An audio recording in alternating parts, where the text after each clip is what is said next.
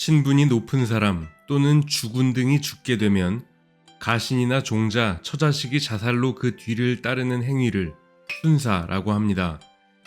지난 영상에서 순사의 기본적인 개념과 주요 번에서 발생했던 순사의 실예를 말씀드리기도 했는데요.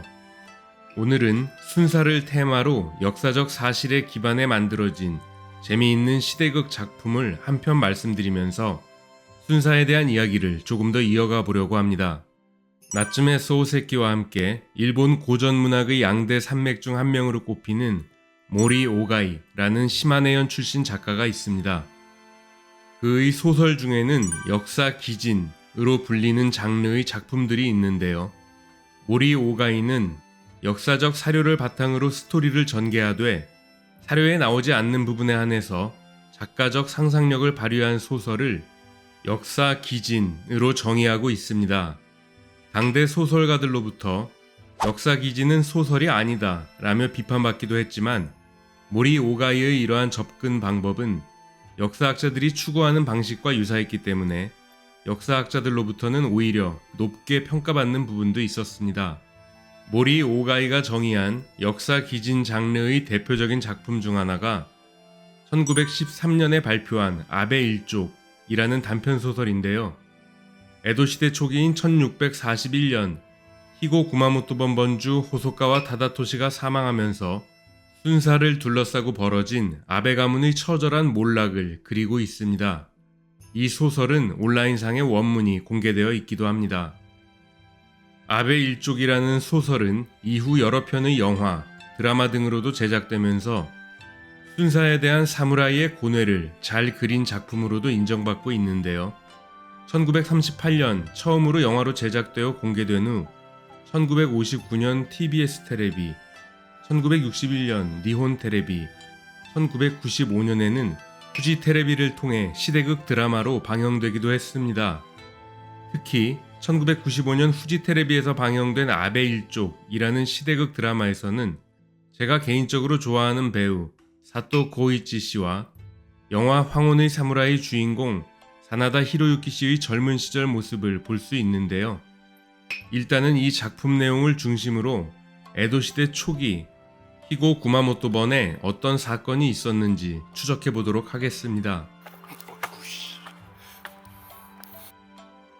1641년 4월 26일 히고 구마모토번 초대 번주 호소카와 타다토시가 사망합니다. 타다토시가 병환에 시달리고 있을 때 여러 가신들이 타다토시를 면회하며 순사하겠다는 뜻을 밝히는데요. 타다토시는 가신들의 순사를 일절 허락하지 않았습니다. 시마바라의 난 당시 세운 공으로 1100석의 가록을 받고 있던 아베 가문의 늙은 당주 아베 야이치에몬도 순사를 요청합니다. 순사를 말려야 하는 위치에 있었지만 그 역시 주변 분위기의 압박을 받았던 겁니다. 타다토시가 순사 신청을 받아주지 않았음은 당연한 수순일 텐데요. 이윽고 타다토시가 사망하자 선대 번주의 명령을 어기고 여기저기서 순사자가 나오기 시작합니다.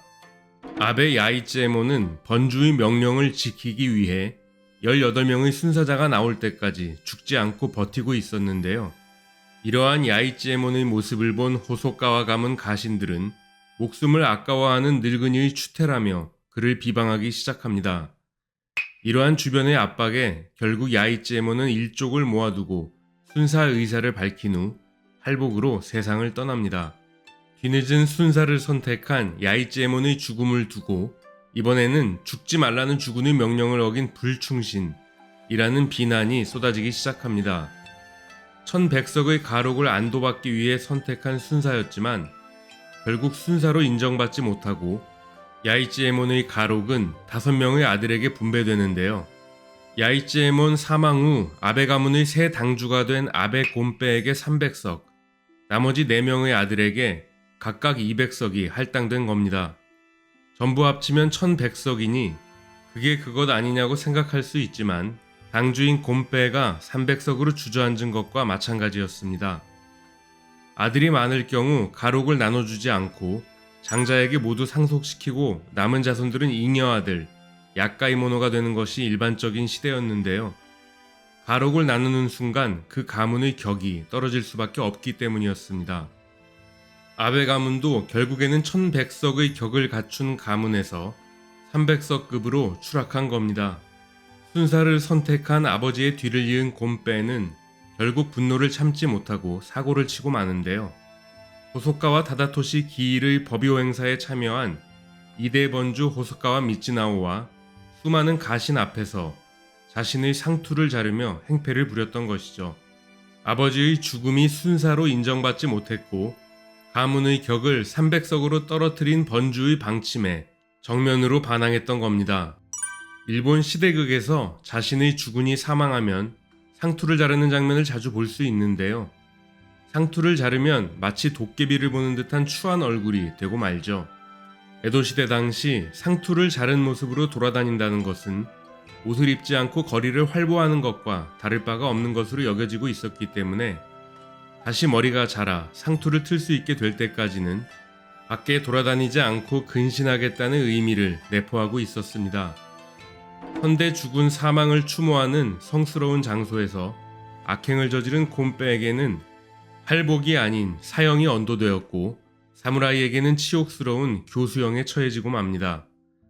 1100석의 가록을 자랑하던 아베 가문에는 여전히 4명의 아들과 다수의 가신들이 남아 있었는데요. 아버지와 큰형님을 연달아 잃은 아베 가문은 저택에 농성하며 번주에 대한 무력 투쟁을 선언해 버립니다. 화가 치밀어 오른 이대 번주 호소카와 미츠나오는 토벌대를 조직, 아베 가문 저택 습격을 명령하였고 결국 아베 일족이 모두 전멸하면서 순사 때문에 벌어진 아베 가문의 일련의 행동들은 비극으로 막을 내렸습니다.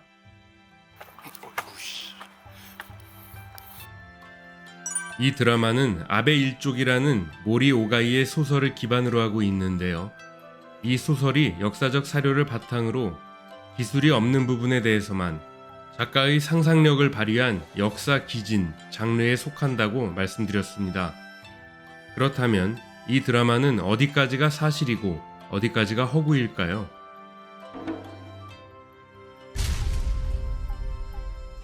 호소카와 가문의 기록에는 호소카와 다다토시의 죽음을 따라 순사한 총 19명의 명단이 나옵니다.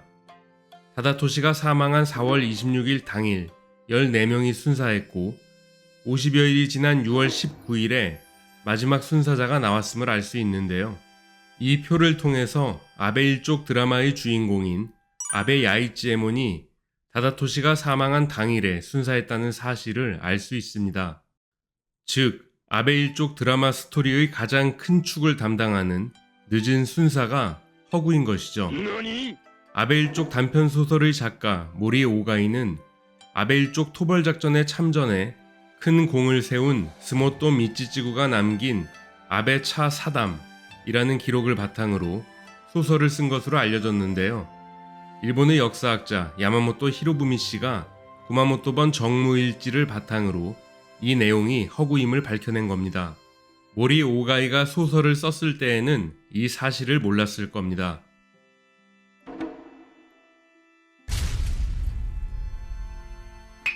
선대 죽은 기일에 상투를 자른 아베 곰빼의 악행은 실제로 있었던 사건으로 기록되어 있습니다. 아버지인 아베 야이찌에몬의 순사 과정이 드라마와 다르게 정상 수순이었다면 아베 곰빼는 왜 이런 행동을 저지른 것일까요? 호소카와 다다토시 사망 후 요직에 있던 아베 가문이 새로운 번주의 가신단과 권력투쟁에서 밀리며 불만이 폭발한 것이 아베 곰빼 기행의 원인으로 추정되고 있습니다.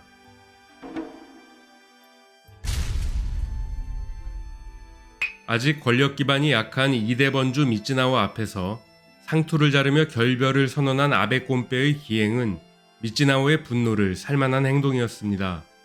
주군이 아닌 가신이 주종관계 해약을 주도적으로 선언한 것과 다름없었기 때문입니다. 호소카와 가신단이 완전히 장악되지 않은 상태에서 안타깝게도 아베 곰빼는 시범 케이스에 걸려들고 만 것이죠.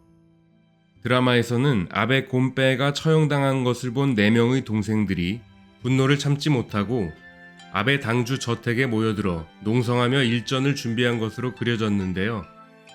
사실은 아베 곰빼가 체포된 직후 아베 일족들이 당주 저택에 집결했다고 합니다.